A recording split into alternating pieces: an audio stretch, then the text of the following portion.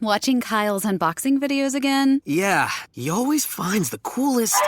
No way! A robot dog? Gotta ask where he got it. Or use your Samsung Galaxy S24 Ultra. Just draw a circle around the dog on your screen, and it shows you where to buy it right in the app. Whoa, I just learned a new trick. And that for once, I beat Kyle to the next big thing. Circle it, find it with the new Galaxy S24 Ultra and circle the search with Google. Get yours now at Samsung.com. Internet connection required. Results may vary based on visuals.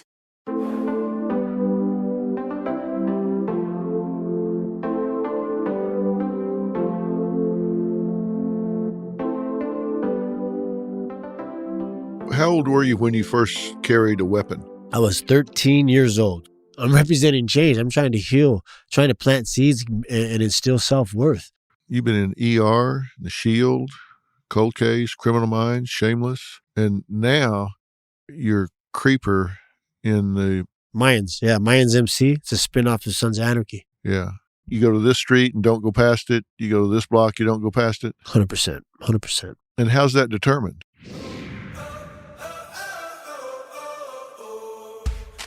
All right, well, let's fill in the blanks, and I have a really special guest today. He's been on my show many times and made a huge, huge difference with some really tough guests that I had, young guys that were headed down the wrong direction. I'm here with Joseph Raymond Lucero. He is an actor. He is a lot of different things, but he grew up on the mean streets. And when I say mean streets, I'm talking about he is a third-generation gang member whose parents, brothers, uncles were all in the life, struggled with heroin addiction, and Joseph was in trouble with the law at the ripe age of 9 years old, was in youth detention, spent 12 of his first 26 years in the California State Penitentiary. And his son was born while he was in state prison, and that was a life-changing event for him. And I've asked him to come here today because I really want him to talk about what's going on in the streets, talk about the gang life, talk about what you need to know as parents if you've got kids that are even thinking about or toying with this, and talk to you if you're young and considering, leaning, hanging with these kinds of people. So I just want to talk about all that. So, Joseph, thank you for being here. Thank you, Dr. Phil, for having me. You've been on the show, what, a half a dozen times at least? It's been a number of years. Yes, it has. I think I'm up to 6, man. It's unbelievable every single time. It's just beautiful. You make a huge difference with these guys because they look at me like the school principal. You know, I'm in a suit and tie and I'm telling them what I think, but then you come with the credibility of being where they're thinking about going, and it makes a huge difference. So let's get some history down, can we? Yes. You were born in San Diego. Yes, sir. Where did you grow up? I was born in the Logan Heights area, grew up in Lomas, Golden Hills area, which is right up the street, 26th, 25th, Southeast San Diego. My mother and father both sold heroin. So with that being said, they were always getting our house raided. They were both on parole. They moved to the East County, which is El Cajon. I was around 9. My dad came home from prison, and that was the first time I went to juvenile hall. What was he in prison for? At that time, I'm something to do with the drugs, moving the heroin. He moved a lot of heroin. He was a very quiet man. You know what I'm saying? He did things proper, old school ways, you know. He was moving it, selling it? Yes, sir. Are your parents alive today? My father is in heaven. My mother is alive and 10 years clean. Really? Yes. That's great. Do you have a relationship with her? Yes. I just, I left her house yesterday. Oh, that's great. We are building that relationship once again. You said you were in trouble with the law the first time when you were 9 years old. Yes. What? I stole marijuana from their pantry, and I took it to school. There was this guy, Mr. Freeman. He used to take us every Saturday to play football. He was our 3rd grade teacher. I loved him. He's a black coach to me. That's the way I seen him. And he was cool. And I figured people like that were cool like that were okay, like the ones that were cool in my house. They were all the uncles. They were all the gangsters, but I called them all uncles. So when I took the weed to school, I showed Mr. Freeman, look at this weed I got, you know what I mean? Like, you know, and he took me to the principal's office and I got arrested. And I shut that part of me down to him. And he was still to this day, Mr. Freeman, like, brings joy to me in the sense of he was like the only teacher that I loved because it was always about sports and my physical attributes were the only thing that I had to feel good about. And then taking that weed to him and him becoming just like the police did, taking my mom away. And that's where I shut him down as maybe helping me to not go down the path that I did.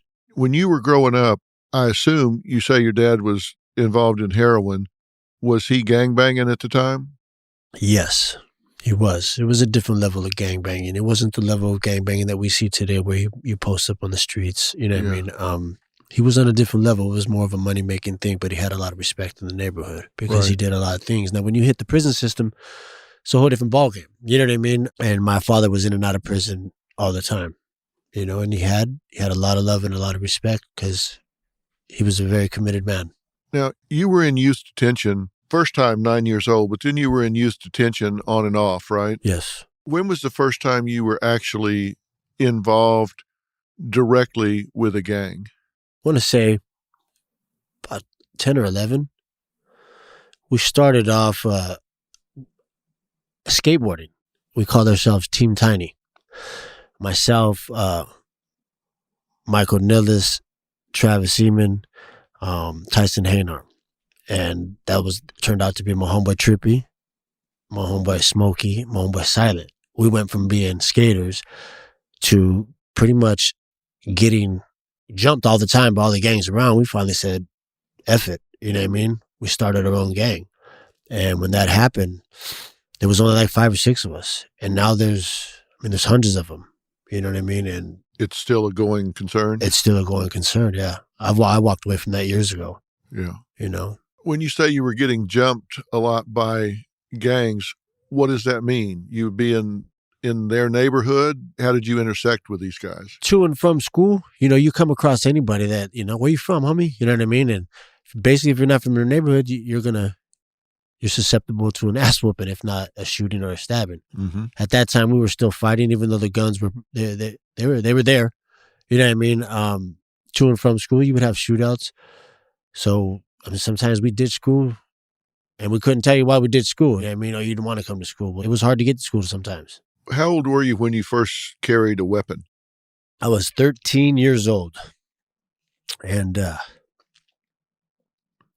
remember my stepfather, and I don't use that term a lot because he's not my biological father, but he was the father that accepted me and was there for me, you know. And he was fully engulfed in that, but he did change his life at the end of his life because he ended up dying of pancreatic cancer. And when I say he taught me certain things on how to conduct myself as a young gang member, he knew the right way, if that's even proper to say, because there's no promotion from my end for the gangs, but he wanted me to live it the right way, you know, very contradictive, you know, don't hurt women or children. But if that's the opposition across the table, then you do what you need to do to make sure that we stand tall always. I bring a gun home, and my dad slapped the shit out of me. And I remember crying and him saying to me, "What's going to happen when 6 dudes run up on you and jump you? I'm going to fight. I'm going to scrap, take an ass whooping. Shut up." And he slapped me again. "You're lying to me. You're going to pull that gun out and you're going to shoot. And then you're going to do something that you're never going to forgive yourself for and you're never going to be able to take back. You're going to take somebody's life and you're going to spend the rest of your life in prison." And that was the first time in my life that I had really understood maybe how important or what guns could really do. Because here's somebody that I looked up to and wanted to be like, and he's shooting that avenue down for me. And all my homeboys had guns. And he taught me the fighting. You know, he just taught me certain things to be a proper gang member. And I hate to use that because there's nothing proper or right about being a gang member. But there is a culture and there are mores and folkways within the gang. They have a protocol, they have a code of conduct within the gangs, right? Yes, sir. And that's what he was teaching you. Yes, sir. So you didn't run afoul of that and disrespect somebody without realizing what disrespect looked like or what behaviors would be interpreted that way. Yeah, and then the consequences to follow that. You know what I mean? I wasn't aware of those things. This was the first time I got the tattoo. I got San Diego on the back of my neck. He wanted to slap the shit out of me again. San Diego's big. You don't own San Diego. What the hell did you do to put that city on the back of your neck? And I remember thinking, I thought it was cool. I got San Diego. I'm tattooed like my dad. I'm getting closer to being like the man that I want to be. That's just, that doesn't see me as his son or whatever the case may be. I thought I was becoming more like him because I was becoming more of a cholo, and I was putting in work. I was getting the tattoos. I was trying to be like him. I thought that's what I had to do to earn that love. And I got another schooling on tattoos. You earn those. You don't just put them on. Lames put them on. You're not a lame, son. And what's a lame? In his way, a lame would be somebody that is doing the gang stuff for all the wrong reasons and has all the bad schooling techniques on how to be a gang member. If you're going to be a gang member, do it right. It's very contradictory. We don't hurt women or children. We do what we do, and the opposition knows that they're the opposition and we're their opposition. So there's an understanding between the two of us. So 13 was the first time you carried a gun, and he didn't much like it. So did you put the gun down for a while and then start carrying again? Did you stay armed during your time when you were in the gangs? At different times I did, and at different times I didn't, because always in the back of my head, I knew I didn't want to kill anybody. I would picture scenarios were going to happen, and I would have these flashes, and I knew in my heart that I wasn't a killer. I knew in my heart that I never wanted to take anybody's life. And I started to carry a gun less and less. You know what I mean? And it didn't take away from my loyalty to my homeboys and representing, but I was an educated one too. And I was taught from the older ones that I wasn't just somebody that just jumped when they said jump, that I had some sort of brain power and I was able to strategize certain situations. And I had no idea. You know what I mean? I'm just trying to please the next person so I can get some fulfillment of the void that I'm missing in my chest. Whatever it takes, I'm gonna fill it up. I've heard you say that when these young guys are talking about the loyalty and the pride and the support within the gangs, that may be misplaced, but that it's very real. That when they feel the sense of belongingness and the sense of loyalty and support to the gang, that it's a real thing. There really is a bond there. 1,000%. I can only speak from my experiences, Dr. Phil, and it was the hardest thing. It's one of the insecurities that still comes up today, that I feel that I betrayed them. Some of them were my best friends. We did all the wrong things, but I thought for all the right reasons, to stay connected and to have that love. And that's why I believe I'm here with you. You know, I have to make amends for the rest of my life. You know what I mean? Like, there's some people I'll never be able to say sorry to, and I wish I could, man. And it makes me want to cry right now. I won't be able to, but that's okay because I'm on this path, you know? The love is real, because when you don't know love and you find acceptance, that's love. It may be chaotic, but it's love. And when you find that, you don't want to let that go. I heard you say on one of your I've been listening to your podcast, and I love the me, because only me, I have control of me. But I caught a glimpse when we were talking about one of our past guests, and just the beginning stages of reaching out and that acceptance of being, and the baby knowing that that's my nurture right there. That's the one I can trust to love to. I didn't find that.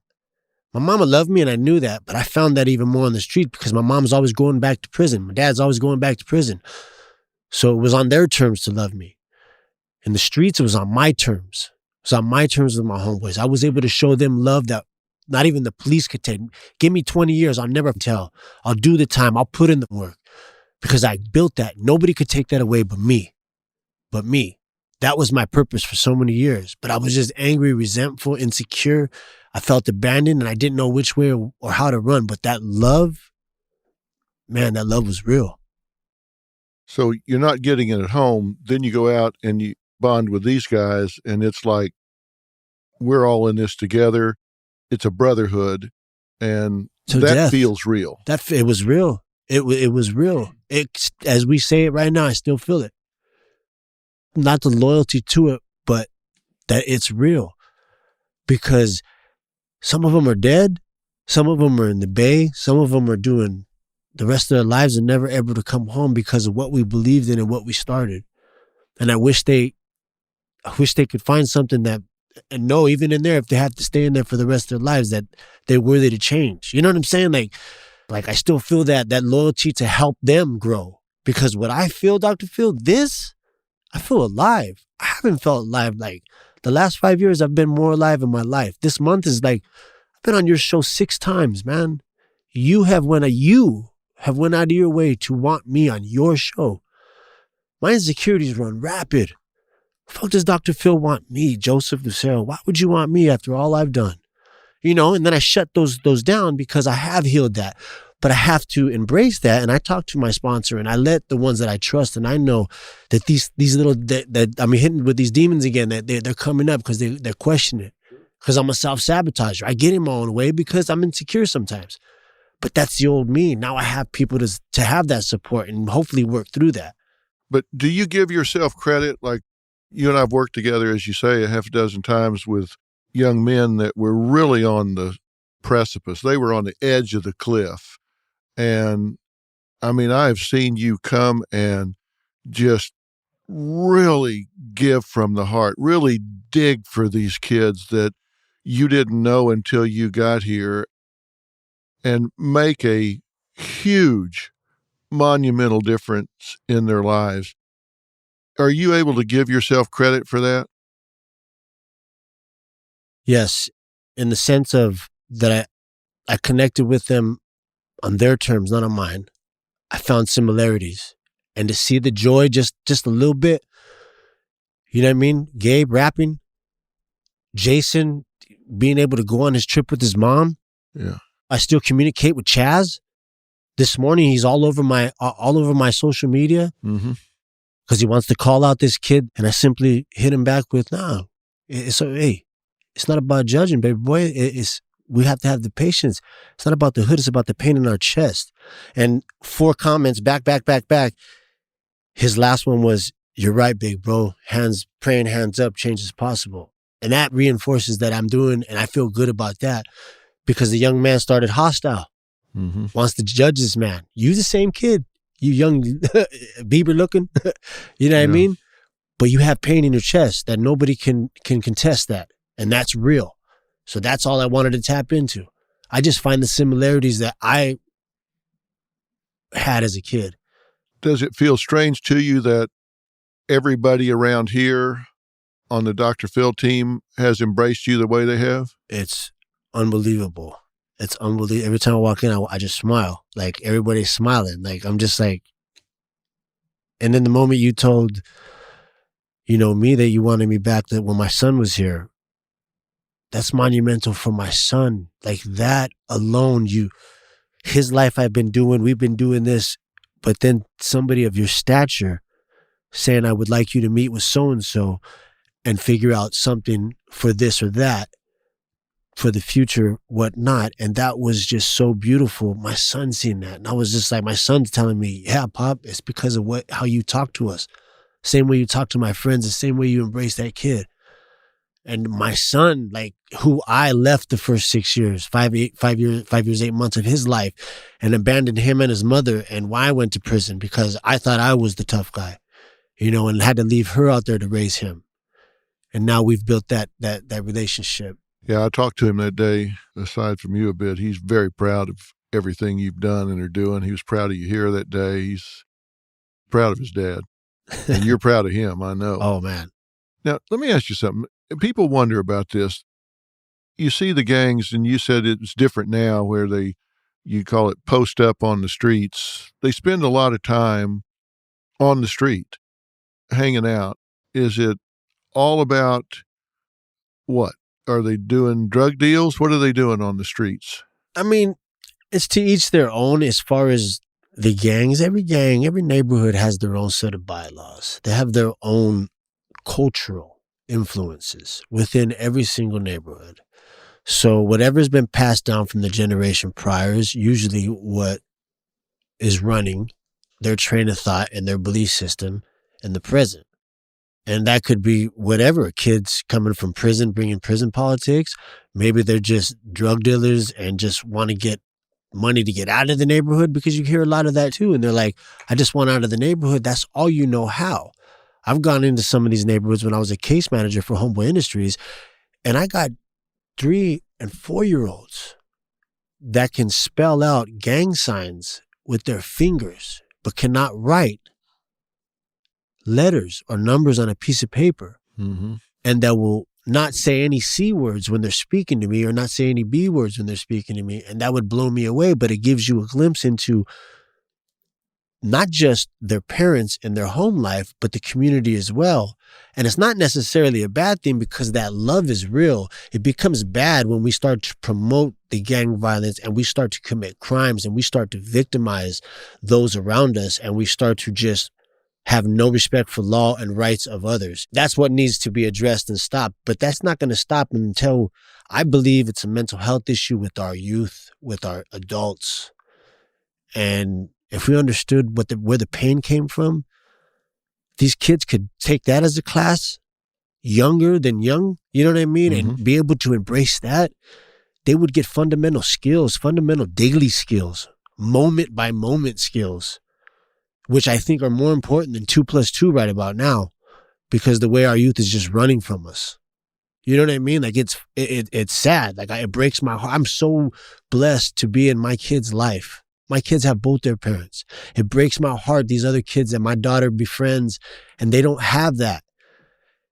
And you want to coddle them. You want to do more. It's like you just want to help, because kids shouldn't hurt. Dr. Phil, right? They shouldn't. I've said this before, but I told my kids when they were growing up, Jay and Jordan, I told them, you guys have 2 jobs. 1 is get an education, and 2 is have a damn good time doing it.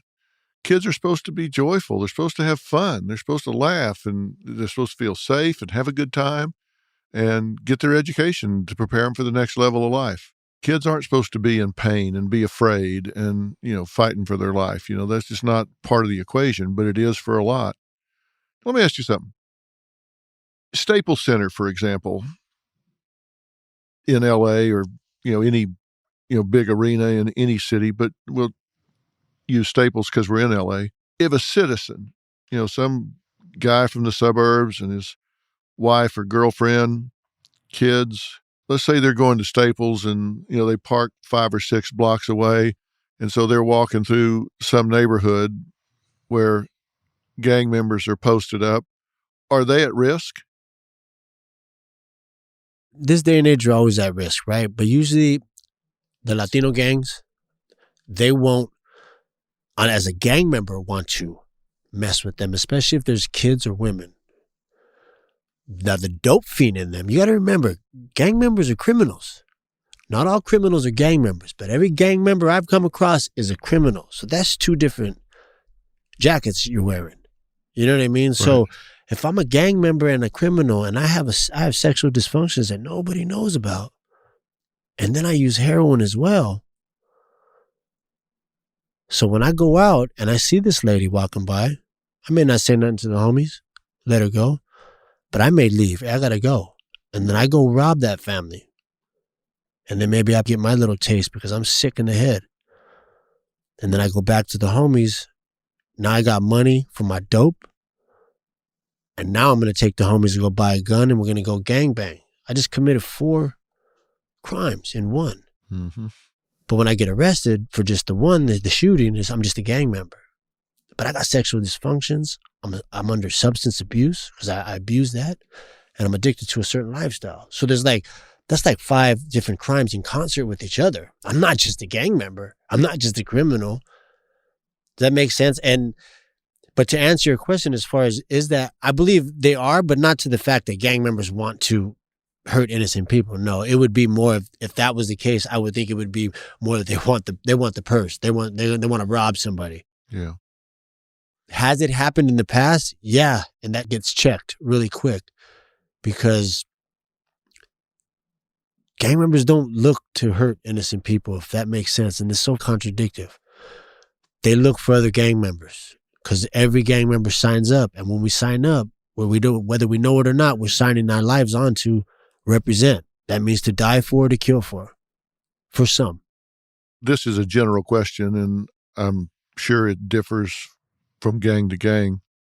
But is there a point where a gang will look at an individual and say, this guy's too messed up. We don't want this guy. He's too much of a homicidal maniac. He's too mentally ill. He's just too unpredictable. No, matter of fact, you're more accepted. You know what I mean? Because it's the outcasted. This is the only place you're going to be accepted is here. So you can be a complete homicidal maniac. That's just credentials. You fit right in. You're one of us. Nobody else accepts you. We do.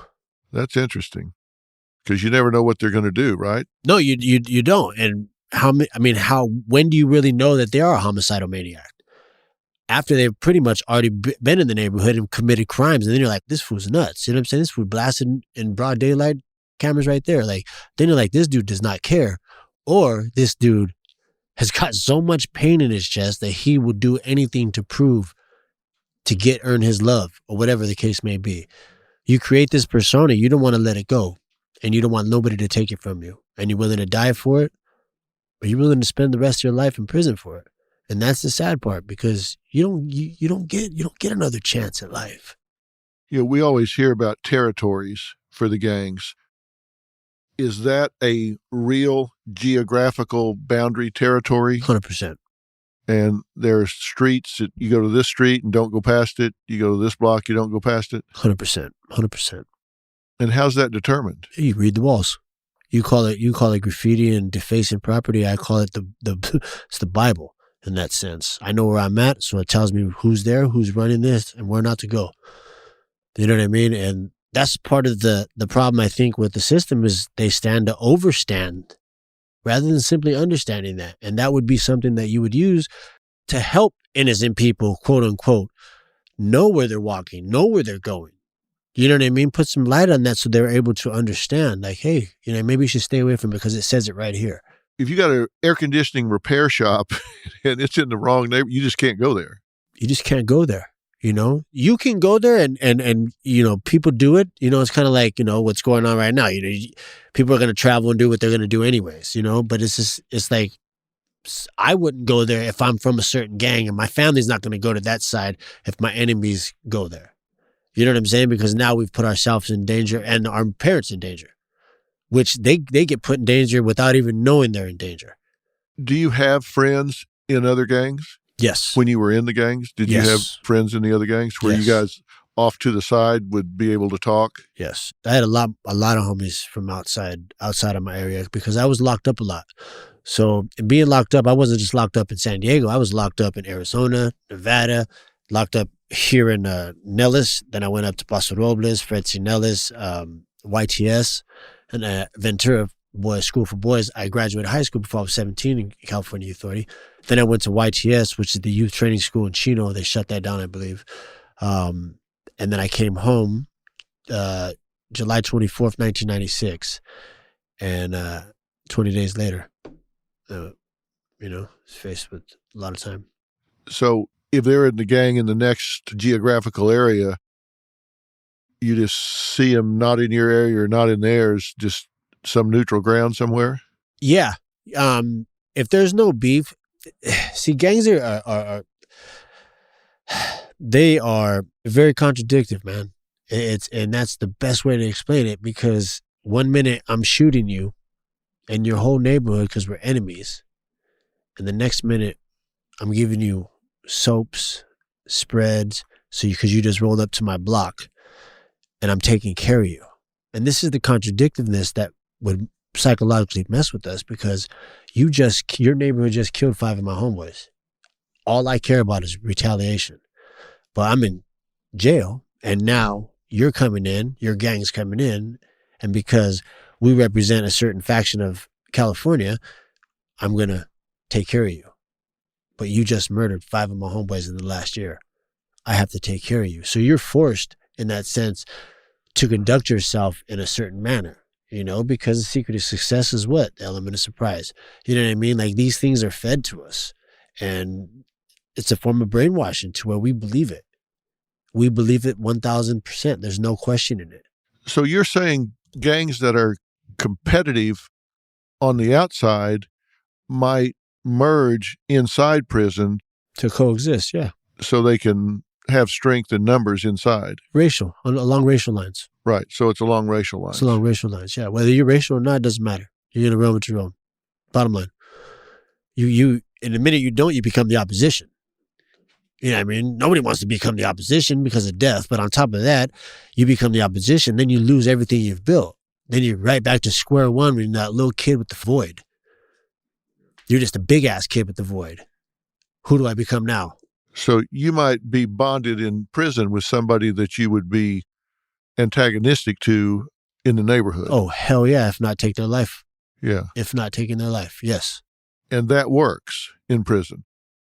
Yeah, you have no choice but to accept that, So everybody says, okay, time out. We're in here, so all bets are off. Without even saying that, when you walk in there, you know it.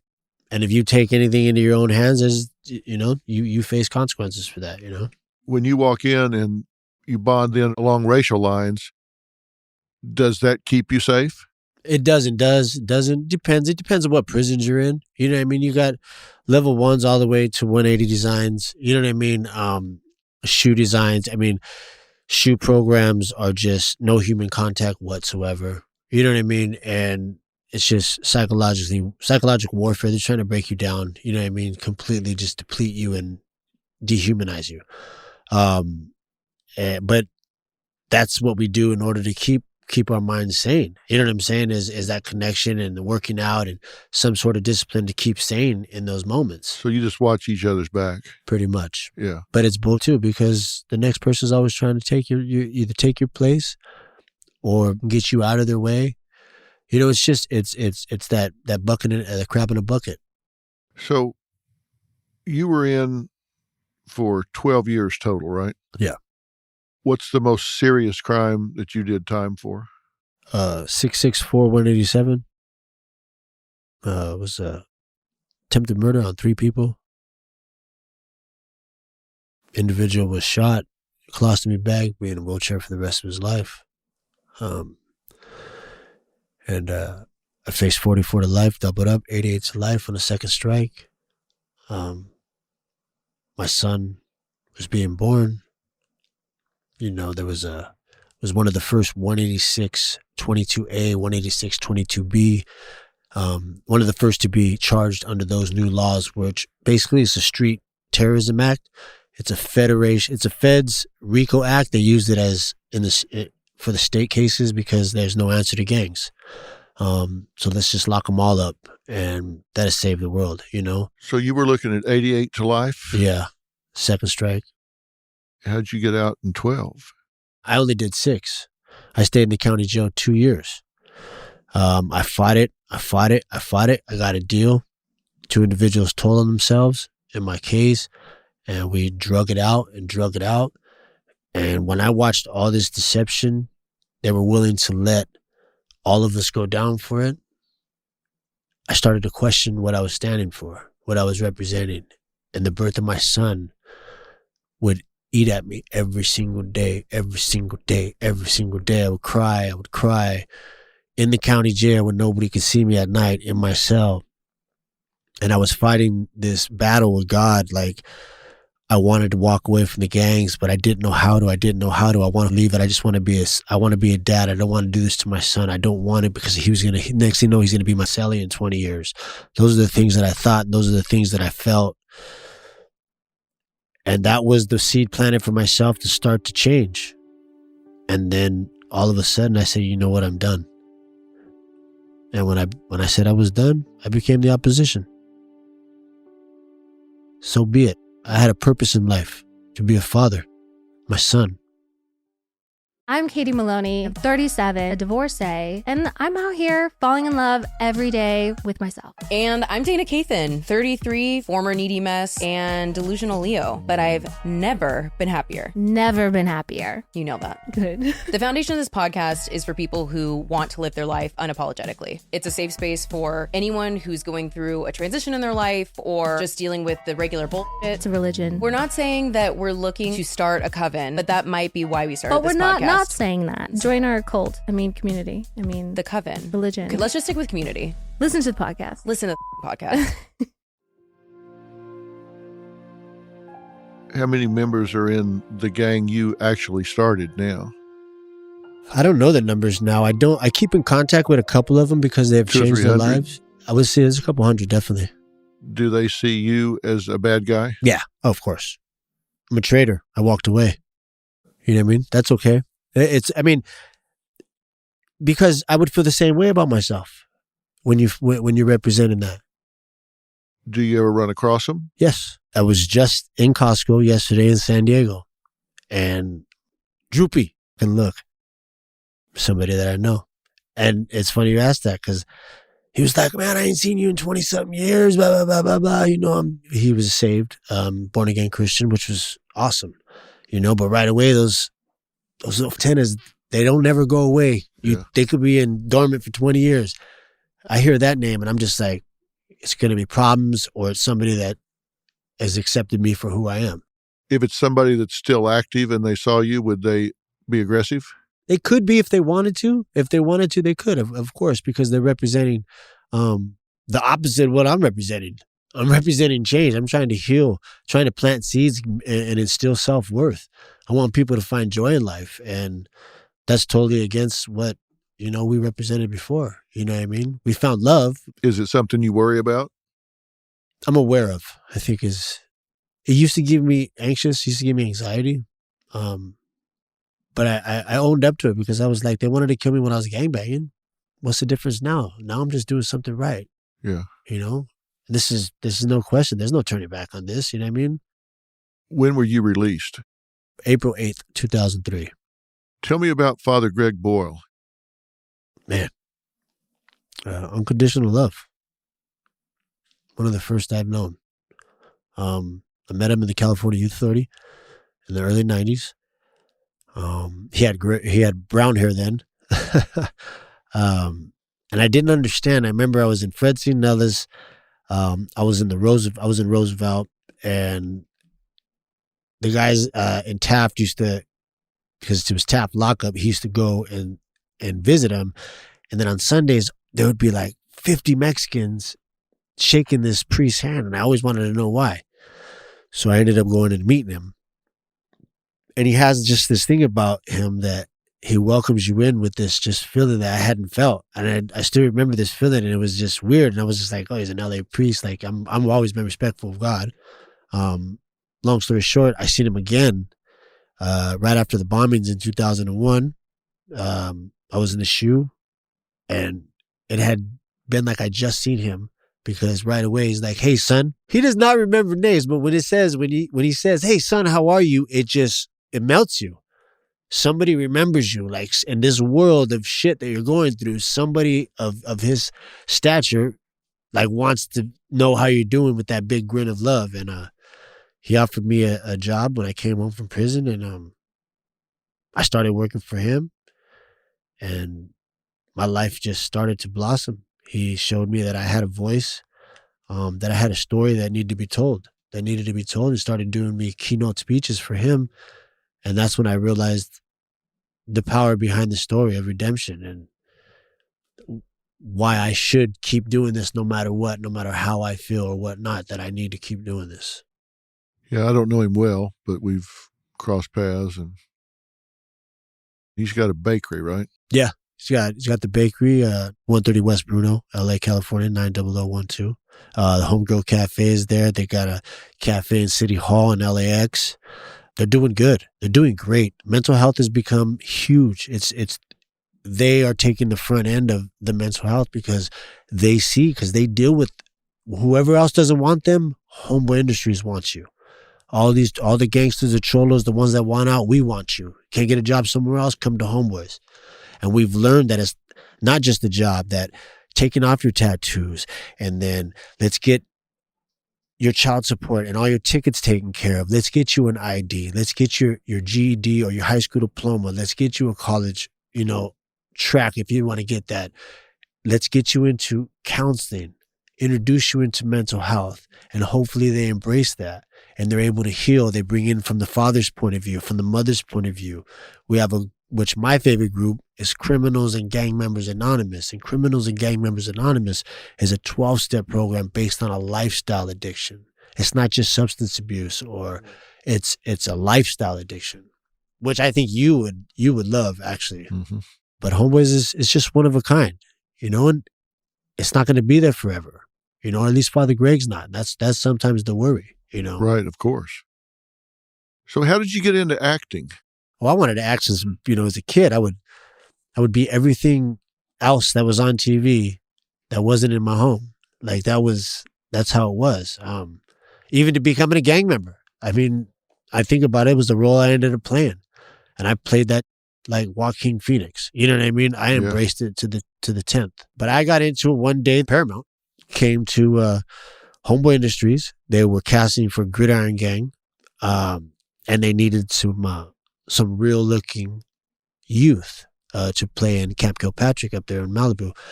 And so Father Greg calls me over, Joseph, come here. Joey Ray, come here. And she's like, you're in charge of this. Okay. So I started getting all these guys in. So as I'm taking them right here in Santa Monica to this huge audition, because it was an opening cast, there's 500 people there. Well, I have 9 of the baddest from South Central.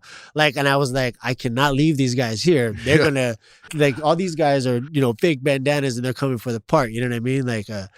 And I got the real deal. So I ended up staying. It was like a 5-hour wait. And it was the best thing I could ever did because Phil Janma was the director and him and Jeff McGuire were there. And I was the last person. I'm in slingshot, shorts and flip-flops because I was going to play handball at Venice. It was my day off when Father Gray needed me to do this. Long story short, Phil Janma says, would you like to be in a movie? And I remember just saying stupid question, hell yeah, I want to be in a movie. Hell yeah, And I couldn't believe it. I was in the movie. And then 3 weeks into that, Dwayne, The Rock, Jeff McGuire and Phil Janma, and then Mike Rackmill come to me, and Neil Moritz walks up. And they were like, Neil's like, did you tell him? And then Jeff's like, well, this is the problem. Do you know what continuity is? And I was like, I have no idea what continuity is. None. And he was like, well, so he breaks down continuity. He was like, basically, you stand out because you're all tatted up. We're doing football drills for the last 3 weeks. Everybody here wants to know who you are. So that means the audience is going to want to know who the hell you are. So we have a dilemma. We're either going to need to cut you out, refilm the last 3 weeks, or we're going to create you a position. You'll know Monday. When I walked in Monday, I was Chavez, the heavily tattooed kid, and I had a trailer. And, Neil Moritz Taft-Hartley me, and my life just, I cried. I couldn't believe it. That the insecurities come up. Why me? Yeah. Why do I deserve this? Why not these guys? You know what I mean? In those next 5 years, I started to blossom. I was hitting guest stars like crazy, but I became an alcoholic. I figured if I don't do drugs and stuff like that, I should be okay. Everybody drinks, I should be okay. No. Demons were coming up as I drank. I can never drink. I can't have one drink. You know what I mean? That the old me comes up, and I cannot ever let that happen one day at a time. But I needed for that to happen, and I hit my rock bottom, and I have not had a drink since. My day is Cinco de Mayo 2015, but it's actually the 3rd, the Pacquiao Mayweather fight. That was the last time I drank. I woke up in jail in the morning. What year was that? 2015. 2015? 2015, yeah. Oh, so that's been 5 years. Yeah, this May, Cinco de Mayo will be 5 years, yes, sir. You've been in ER, The Shield, Cold Case, Criminal Minds, Shameless, and now you're Creeper in the... Mayans, yeah. Mayans MC. It's a spinoff of Sons of Anarchy. Yeah. They're in their 3rd season, right? Yeah. We're coming up on our 3rd season, and we start pretty soon here. Pretty soon. I'm on my 3rd season, Dr. Phil. The first season I wouldn't have made it out of, dude. The end of the first season, I remember going to Elgin James and saying, like, I was almost in tears, like I started something and completed it, which was huge for me because I'll start everything and I never follow through with the completion. So that was monumental for me in my little walk, you know. Yeah. How many episodes do you shoot? 10. We have 10 episodes. And are you in all 10 of them? I was in 9 of last year. Oh, so that's a big Yeah, part. it was a chunk. The year before, on first I was in 8, only because I was shot the first coming in the opening. Spoiler alert. Season 1 opening up on the pilot, I was shot in the shoulder, but I took a bullet for the hood already. So that's basically letting them know I'm loyal to the game. You know what I mean? Yeah. And so it was a beautiful thing to be able to tap into that nasty life that I lived, but the healing that I've done and the understanding with it, I'm able to tap into it and then tap out of it if I need to, and bring truth to that world.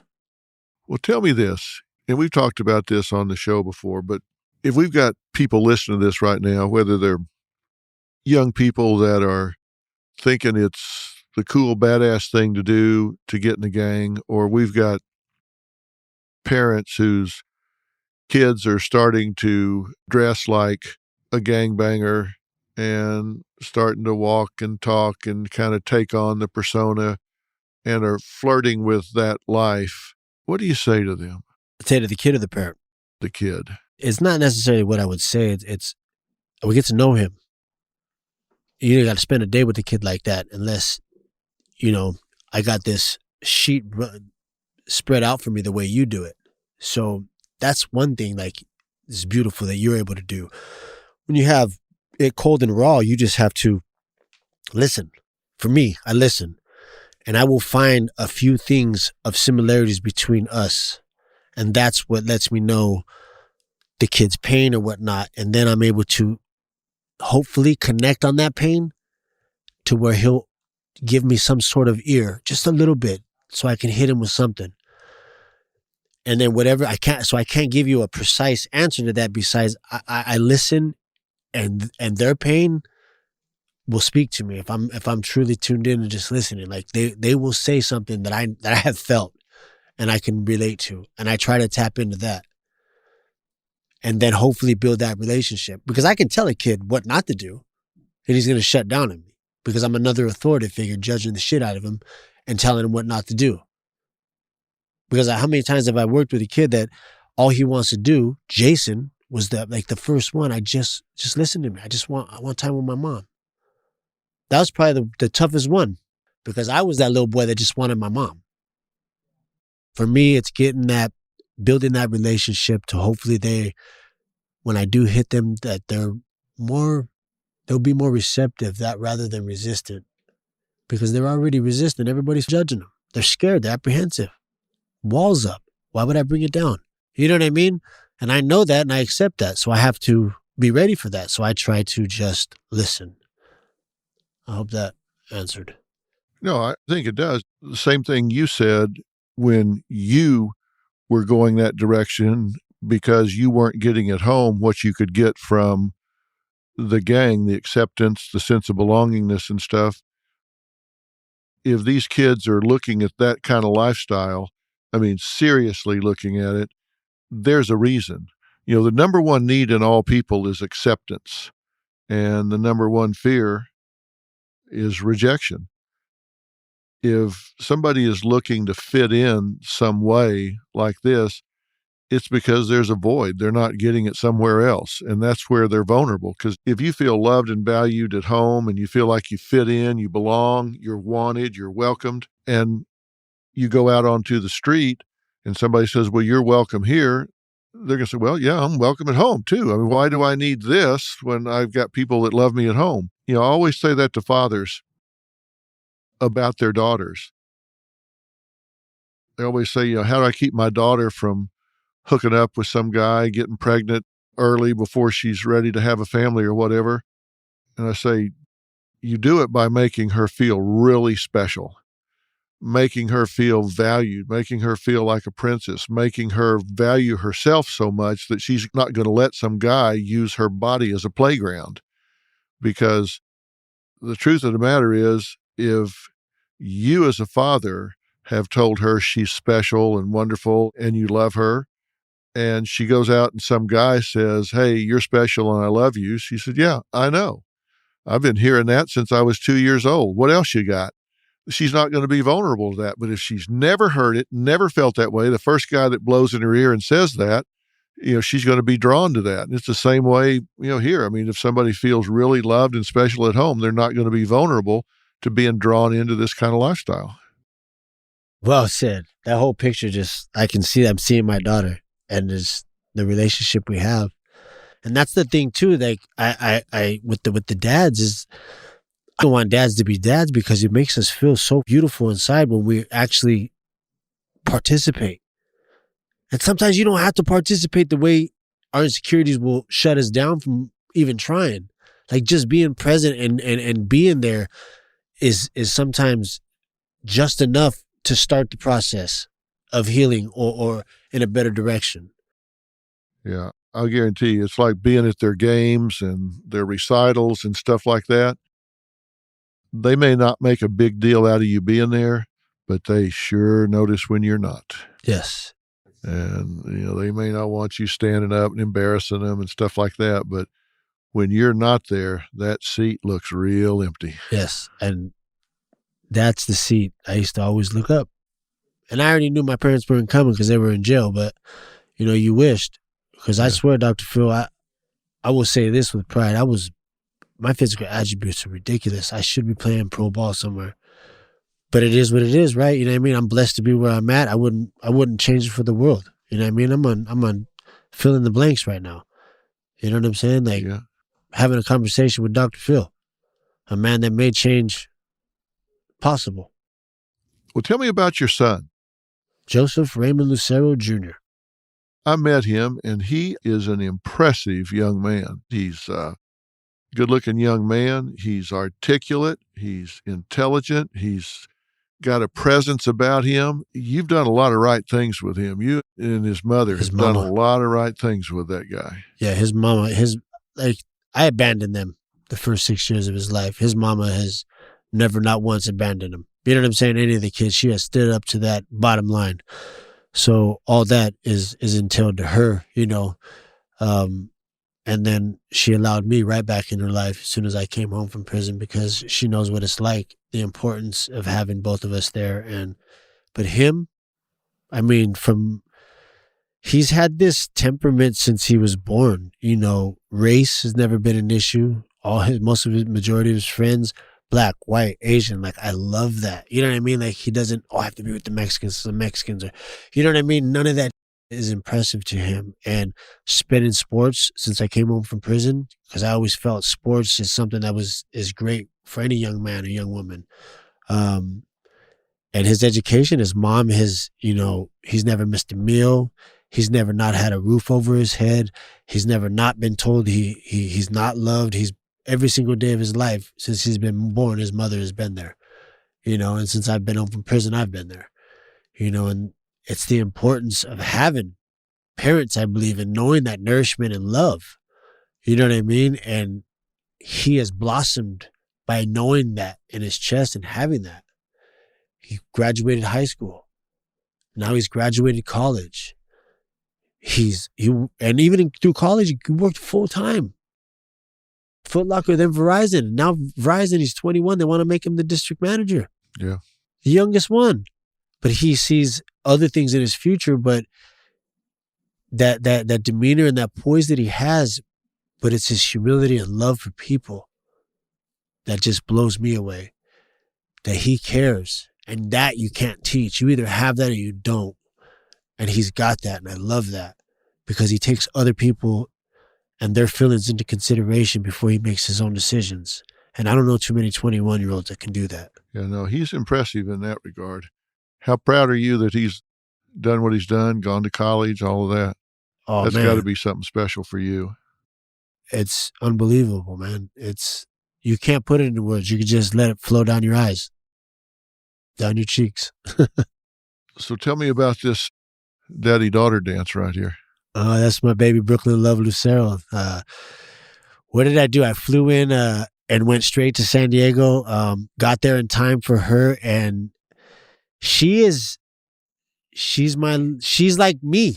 she's my everything. You know, all my kids are my everything, but they all have their own personal, unique, just specialness about them. And it's, man, all my babies melt me, and I just love it. That's my youngest. That's my Evelyn Faith. That's her 5th birthday. Just look at that. At one point in your life, did you ever think you would have this in your life? Nah, man, nah. I used to dream about it for my son, man. I used to dream about that in prison for my son, and I just promised myself I would never do to my kids what was done to me, and the cycle had repeated. But I made a strong choice and promise that I would change, and one day at a time we have. Yeah, you got to be proud of that family. That's my babies right there, man. We're looking at pictures if you're listening, and we'll put these on the website so you can see, because it's a beautiful, beautiful family. Those are my babies. That's what it's all about, right? That is what it's all about, man. This is why I'm here. And their mama. Their mama is, man, God sent too, man. If somebody's in a gang and they do want out, what's the first step? What do they do? Call 323-526-1254, Homeboy Industries. And if you are out of Los Angeles, call 800-526-1254. Ask for Joseph Raymond Lucero. Ask for Jose Ariano. Ask for Hector Verdugo. Ask for Shirley Torres. These are all individuals at Homeboy Industries that will bend over backwards to get you where you need to be, or somebody to get to you in the right place. And they're all people that have walked this walk and that have changed their life and dedicated their lives to helping us. And I say us because I am one of you. We are all one. I don't believe there's them and us. I believe there's only us. It's only we. Yeah, and nobody's going to pressure them when they call. Nobody's going to say, give us your name, we're going to call you back, we're going to come, or whatever. They're just going to listen, talk to them. When they're ready, they're going to give them what they need, right? Yeah. They're going to do it. You can call and get information. You can get your questions answered. They're not going to out you. They're not going to do something where, oh my God, I wasn't ready, but now I've blown my cover and I'm going to be in a hot spot. That's not going to happen. You can call, you can talk to them. They're going to answer your questions, give you information, and tell you what you need to know, right? Yeah, 100%. And if you know what you may need, maybe you want to remove a gang tattoo. You'll get transferred to tattoo removal. Or maybe you want job development and come in to work with one of the job developers to find you a job. And it's okay. We have jobs that are felony friendly. So if you have a record, or if you've just gotten out of prison, we have those employers that are willing to take you on. You just have to make that commitment and come into Homeboys and ask for that help. And it's not really asking for help. It's just coming in and being present and saying, you know what, I just want change. I want something different in life. And somebody hears that, they're going to know what to do. They're going to talk to you. They're going to make you feel loved. They're going to make you feel the same way you should feel in life right now.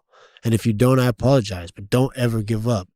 Well, that's been a key with you, is hanging in and not giving up. And, what I want people to understand is everybody has a currency. Everybody has something to offer. You said with you, it was your physical attributes, and my family was really poor, and it was the same thing with me. I was a pretty decent athlete, so I was the family's entertainment. They'd come to the games for free, and that was our entertainment. And that was my currency at the time, because I didn't have the clothes and I didn't have the cars and stuff like that. But my currency, my claim to fame, was my athletic skills and abilities. And so if you're in a gang and you think you don't have currency, Homeboy Industries are going to help you find a way to fit. I mean, I know they do. They find out what you're good at. They help you discover it. They may help you get your GED or whatever, but they will help you find out you have something more to offer than gangbanging. Big time. Big time. I mean, just look, if you sold dope and I put you inside the bakery, you can weigh the flour. Think about that. You've been weighing dope for how long? Yeah. You already have job skills. Your lived experience transfers into the job. And as it transfers into the job, you're able to heal too if you can get into seeing a counselor, seeing a therapist, maybe some of the self-help groups. So you will be able to better handle society and just heal ourselves. You know what I mean? Like a tagger. If you're blowing up these walls and just what society calls defacing property, I call it, if it ain't your property, don't paint on it. You know what I'm saying? Like, you don't own the shit. But with that being said, you have a skill. You're able to learn that, whether it be computer graphics, making signs, whatnot. There is a place for you in this world. I just left I was in New York filming FBI, which comes out the 31st of this month. It's a new show on CBS. And while I was in Brooklyn, I was tripping on how they were doing, every other block has these two guys on the scissor lifts doing murals. And they do the murals every other week on all these buildings. These are old, and I was talking to these guys, these are old, legitimate, respected taggers. Really? And now they are getting paid thousands to do full walls. And it's beautiful. And that is the lived experience that you will find once you come to a place like Homeboy Industries and you find who you really are and what you deserve and the joys that are waiting for you in life, man. We all own that and we all deserve it. So there's a way out and there's something you can do. There's value there. We're going to keep trying to keep these kids from taking that wrong turn, and I want you to keep helping us because you're making a big difference in these kids' lives. I thank you, Dr. Phil. I'm here for you, boss man. I appreciate you just believing in me. You've always answered the call, and they're going to keep coming. Joseph, thanks for sitting down with me. Thank you, sir. Thank you for having me.